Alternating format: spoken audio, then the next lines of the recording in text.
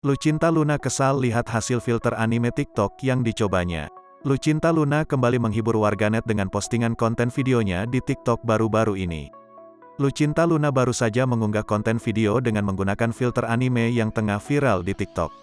Hasil dari filter anime itu membuat Lucinta Luna kesal, tapi warganet justru banyak yang terhibur dengan konten tersebut. Filter anime tersebut dapat mengubah wajah manusia menjadi karakter anime yang viral. Alih-alih berubah menjadi karakter anime cantik, Lucinta Luna justru mendapatkan hasil akhir yang mencengangkan. Dalam konten video yang diunggah, Lucinta Luna mengenakan baju lengan pendek berwarna abu-abu. Rambut artis sensasional ini dikuncir dua dan wajahnya ditutupi dengan masker berwarna hitam. Sayangnya, hasil filter anime yang dicoba Lucinta Luna itu tak seperti yang diharapkannya. Lucinta Luna justru mendapatkan hasil karakter anime seorang pria yang kekar dan tampan. Apa-apaan ini? Tulis Lucinta Luna.